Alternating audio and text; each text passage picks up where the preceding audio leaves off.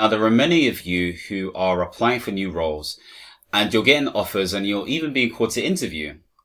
But unfortunately, for whatever reason, when it comes to the interview, you don't feel confident, or you get imposter syndrome, or you just do things that don't really help you become successful at interview. And during my time as a workforce and resourcing manager and lead, as well as being involved in many different management positions within the healthcare industry and the public sector, I thought it'd be, really, good of me to really talk about some of my experiences. Now, of course, I'm not the all-encompassing guru. There are so many other things that you can learn from other people and other resources, but I'm going to try to concisely give you my thoughts, my ideas in terms of what works when actually conducting an interview. Now, I have a bit of expertise behind this because I've conducted multiple interviews over my time within not just these different positions, but other places as well, within my own business as well. And here are some of the things that I'll be looking out for when it comes to interviews. But before I do that, I want to focus on how you can properly prepare. So the first thing is, don't apply for any roles that don't make sense. And what that means is, if it doesn't logically align to an interest or a set of skills and experiences, it's just not going to work, because you may not have the internal drive or motivation to want to actually do well in that interview. Don't just do it for the money. Do it because it makes sense. Money's important, yes, let's not lie. You want to be compensated well, but at the same time, there needs to be a logical sequence in one of those things. Okay, so focus on that. So if you're applying for these roles that make sense, the next thing is to see if you can be as educated as possible within those spaces. Now, your education within these spaces may come from the fact that you're already experienced within that field. And so your work is a bit lighter, but sometimes you need to speak to different people. Don't be afraid to set up meetings with different people to understand what they're looking for. So you may see on the job ad where they say Johnson, Mrs. Johnson is somebody you could contact. Contact Mrs. Johnson and say, hey, Mrs. Johnson, I hope all is well.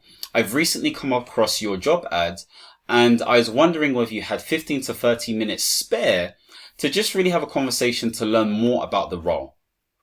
Simple, nothing complicated. They didn't rehearse that script, that just came naturally.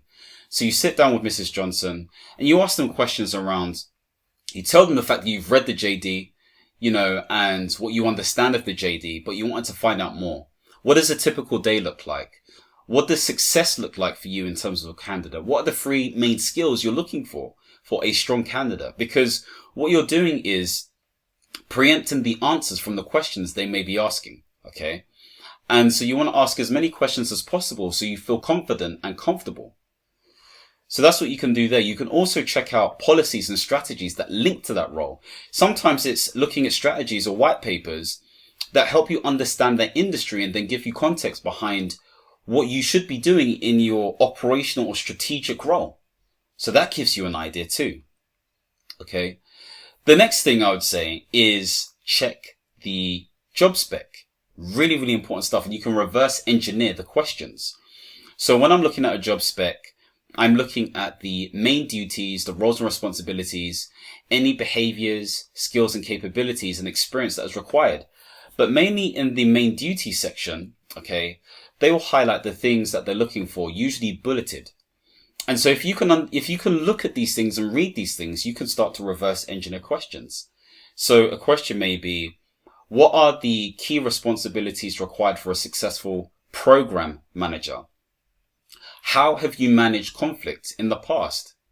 Other questions may include things like, give me a time where you've been able to successfully implement a project. So these things will come from the job spec itself, okay? And so you want to basically look at the job spec, look at the main responsibilities, and write out as many questions as possible to ensure that you are prepared to practice these different things, okay? So use the job spec for your source of questions, as well as the person that you speak to if you have the chance to. The next set of things you could do is also brainstorm some questions. There are also going to be generic questions they may ask. So questions such as, why are you best fit for the role? Tell me about yourself. What is your previous contribution been towards equality, diversity, and inclusion. Okay. So it's not about rote learning here. It's not about practicing the answers. It's more about being comfortable answering those types of questions. Look, when I do talks, okay, I'm not necessarily making sure that I practice each thing bullet for bullet, in terms of word by word. What I'm doing is I'm getting a sense and flavor of the types of things I might say. And so that's what you're trying to do. You're trying to be confident so that any question that comes, even if it's follow-up questions, you are confidently tackling those questions. And that's what you're called to do. So brainstorm those different questions. The next thing you want to do is you want to record yourself speaking. Okay. You want to record yourself being interviewed. And first of all, do it by yourself. Don't do it with anybody else. Just do it by yourself. Sit down and answer all of these questions that you've brainstormed, okay, coherently, because you want to have some sort of document where you keep all of this information. So what you're doing is you're sitting in front of the screen. So if you have a premium version of Teams or Google Meet, should we say, or even Zoom, record yourself.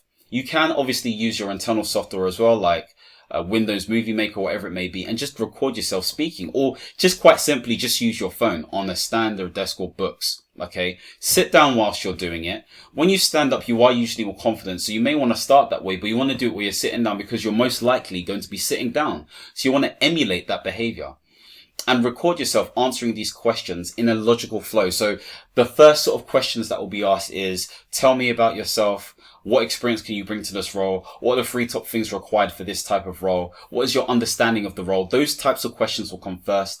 The middle bit is usually around the operational stuff. So things around, okay, give me an example of where you've managed a project. How do you organize your time? Give me a situation where you've been able to prioritize different situations. Name a time where you've dealt with complexity and ambiguity. How did you manage this? And then there are more trickier questions that may be, sort of like tailored around the whole idea of how have you dealt with stakeholders? How have you dealt with tricky stakeholders? What was your approach? How do you deal with conflict management?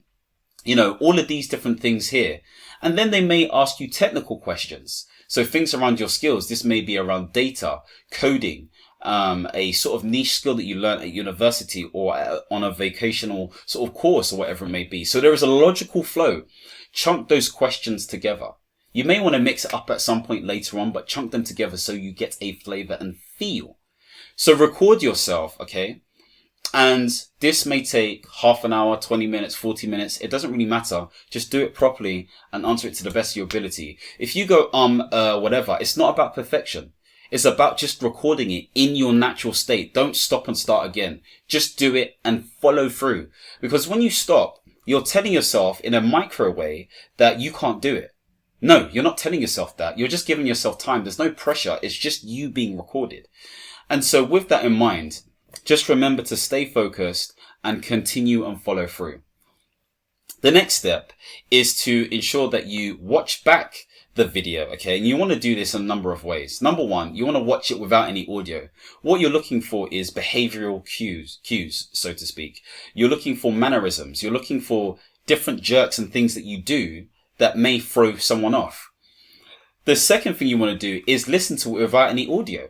So you want to listen to the ums, the ers, the and all these little things that you do, the ticks and all that random stuff, okay? Listen out for that stuff. And then you want to put it all together to see what the finished package looks like, okay?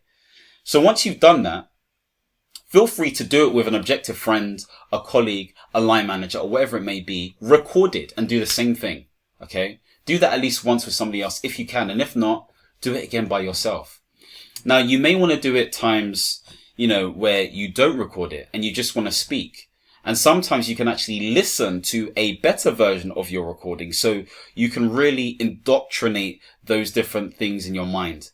But when you've been sort of listening to it and watching it, write down notes. You want to keep a log. This is how serious you want to be, because the jobs that you're applying for, this is what I said at the beginning, the jobs that you're applying for need to be a logical next step. So there'll be quite a few roles that may be similar or have shared questions that may be asked. You're not hoping for those questions to come up, although that would be great.